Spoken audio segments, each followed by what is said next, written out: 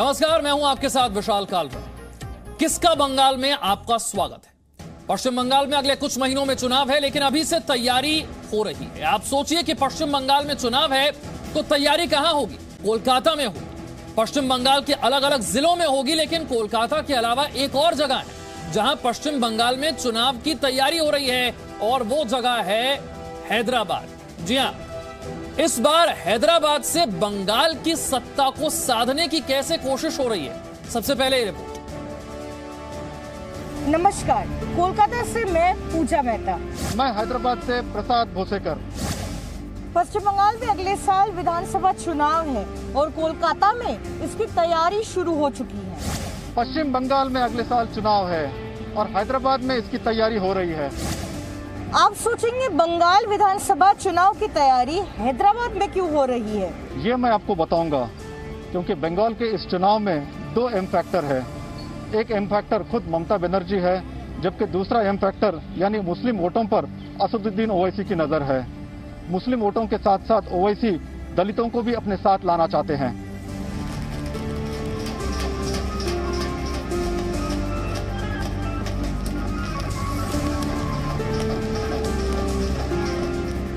पहले बिहार विधानसभा चुनाव में 5 सीटों पर जीत और फिर ग्रेटर हैदराबाद नगर निगम के चुनाव में 44 सीटों पर कब्जा। इन दो चुनाव में शानदार प्रदर्शन के बाद अब AIMIM के अध्यक्ष असदुद्दीन ओवैसी की नजर पश्चिम बंगाल पर है, जहां अगले साल चुनाव है। क्या हैदराबाद और बिहार में चुनाव में अच्छे प्रदर्शन भर से ओवैसी ने पश्चिम बंगाल में चुनाव लड़ने का मन बना लिया? नहीं, सिर्फ ऐसा नहीं है। बंगाल चुनाव में उतरने से पहले असदुद्दीन ओवैसी पूरी रणनीति तैयार कर लेना चाहते हैं और इसकी तैयारी शुरू हो चुकी है। दरअसल बिहार चुनाव में अच्छे प्रदर्शन के बाद AIMIM के बंगाल यूनिट ने असदुद्दीन ओवैसी से पश्चिम बंगाल में चुनाव लड़ने की मांग की, लेकिन इस पर ओवैसी ने तुरंत कुछ नहीं कहा। जी न्यूज से खास बातचीत में उन्होंने बस संकेत भर दिए कि वो इस पर विचार करेंगे। दरअसल पहले वो बंगाल की जमीनी हकीकत जान लेना चाहते थे। अभी हमारे पार्टी के जिम्मेदार आएंगे, हम उनसे बात करेंगे और फैसला लेंगे। तो क्या स्ट्रेटेजी रहेगी सर बंगाल में? के बाद बताएंगे आपको। ग्रेटर हैदराबाद के चुनाव खत्म होने के बाद ओवैसी ने पश्चिम बंगाल यूनिट के नेताओं को हैदराबाद बुलाया।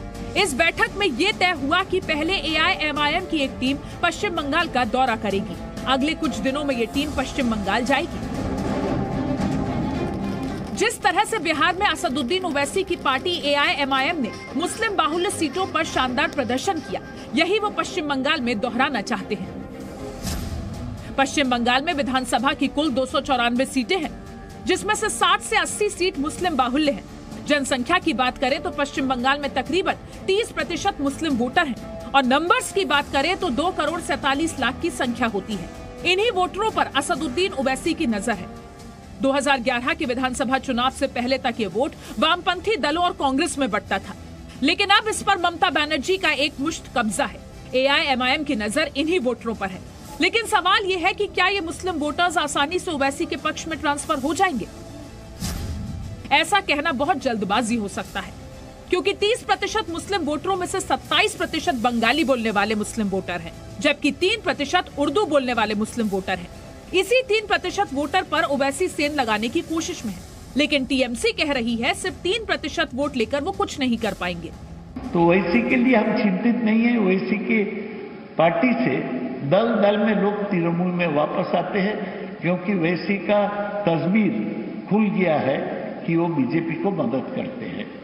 बीजेपी AIMIM के चुनाव लड़ने से खुश है। पार्टी के नेता कह रहे हैं कि कोई कहीं से भी चुनाव लड़ सकता है। ये AIMIM का लोकतांत्रिक अधिकार है। कांग्रेस की राय भी कुछ ऐसी ही है।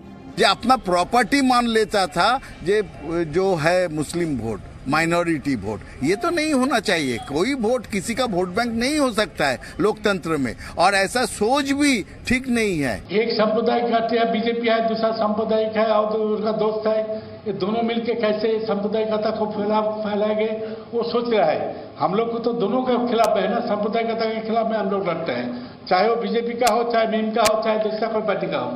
पश्चिम बंगाल की लड़ाई काफी दिलचस्प हो रही है। पहले ही तृणमूल कांग्रेस, बीजेपी, लेफ्ट और कांग्रेस एक त्रिकोणीय मुकाबला बना रहे थे। अब अगर AIMIM ये ऐलान करती है कि पश्चिम बंगाल में वो चुनाव लड़ेंगे और अगर बिहार की तरह ही प्रदर्शन करता है तो 2021 का चुनाव जो है वो काफी दिलचस्प होगा। हैदराबाद से प्रसाद भोसेकर के साथ पूजा मेहता, जी मीडिया, कोलकाता। तो कांग्रेस और टीएमसी ने आरोप लगाया है कि ओवैसी ये बीजेपी की बी टीम की तरह काम करते हैं। लेकिन क्या सच में बीजेपी को ओवैसी की पार्टी यानी कि AIMIM से फायदा होता है? इसे समझने के लिए आपको बिहार चुनाव के नतीजों को समझना होगा, जहां पर ओवैसी की पार्टी ने जीती तो महज 5 सीटें, लेकिन आरजेडी और कांग्रेस को नुकसान कितना हो गया? 15 सीटों का नुकसान। देखिए इस रिपोर्ट।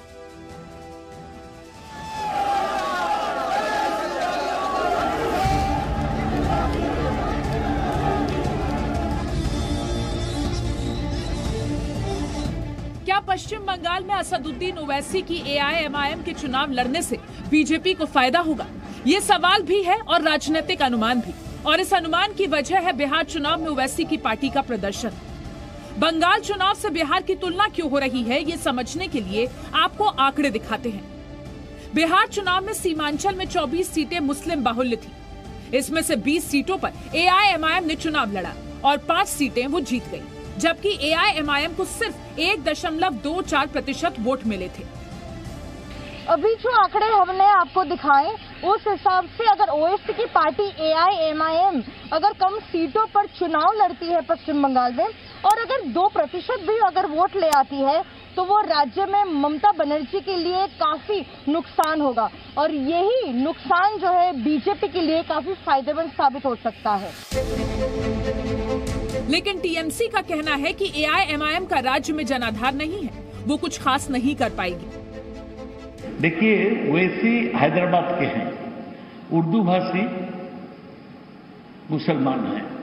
उनको बिहार में, ताकि वो सीमांचल में उर्दू भाषी ज्यादा है, इसलिए उनको कुछ प्रभाव पड़ा था। बंगाल में तो 90% मुसलमान बांग्ला भाषी है, तो इन पर तो ये तो ओवैसी का भाषा नहीं समझेंगे, इन पर ओवैसी का कोई प्रभाव नहीं पड़ेगा।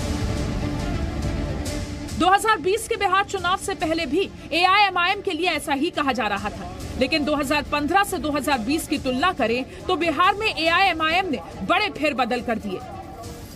2015 में वो सिर्फ 6 सीटों पर चुनाव लड़ी थी और एक भी सीट नहीं जीत पाई थी, लेकिन 2020 में AIMIM ने 20 सीटों पर चुनाव लड़ा और 5 सीटें जीतने में कामयाब रही।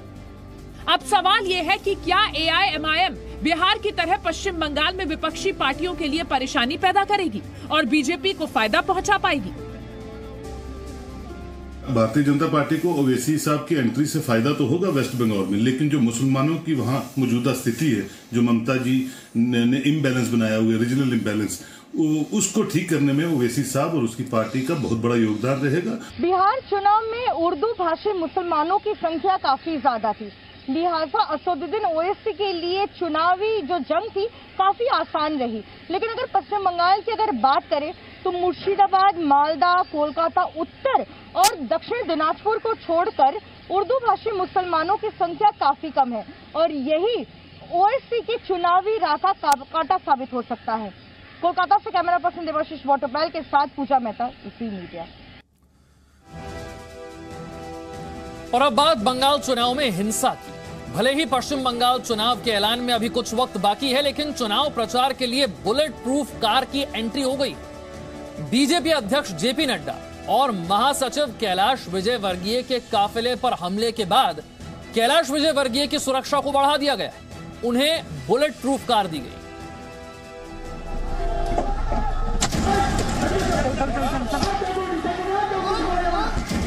क्या बुलेट प्रूफ कार में लड़ा जाएगा बंगाल का चुनाव?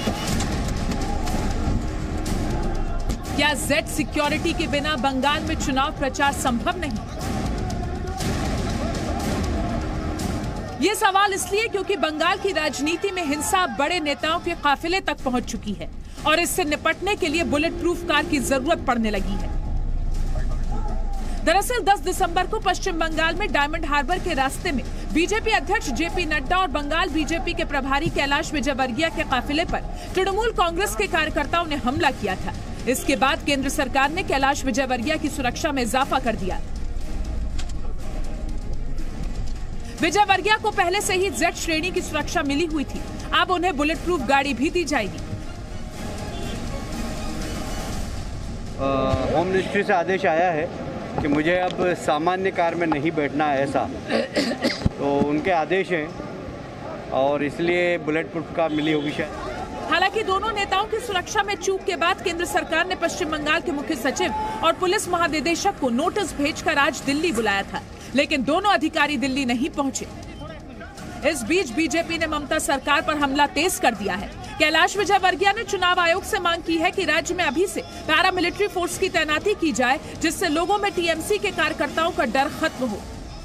प्रदेश में ममता जी आतंक फैलाना चाहती है और उनको पता है कि उनकी जमीन खिसक गई, तो आतंक के बल पर फिर से कुर्सी प्राप्त करना चाहती है। मैं समझता हूं कि बंगाल के संस्कार और संस्कृति में कहीं पर भी आतंक और भय नहीं होना चाहिए और हम चुनाव आयोग से प्रार्थना करेंगे कि लोग निर्भीकता से वोट डाल सकें और ये आतंक और हिंसा की राजनीति समाप्त हो, इसके लिए अभी से सेंट्रल फोर्स डिप्लॉयड करें। सोचिए, चुनाव को जनता और नेताओं के बीच संवाद का सबसे सशक्त माध्यम माना जाता है, लेकिन पश्चिम बंगाल में सत्ताधारी दल पर जनता को डराने का आरोप लगता है और विपक्ष के नेताओं को बुलेट प्रूफ कार में चलना पड़ता है। क्या ऐसे में जनता अपने प्रतिनिधियों से कामों का हिसाब मांग पाएगी? कोलकाता से पूजा मेहता, जी मीडिया।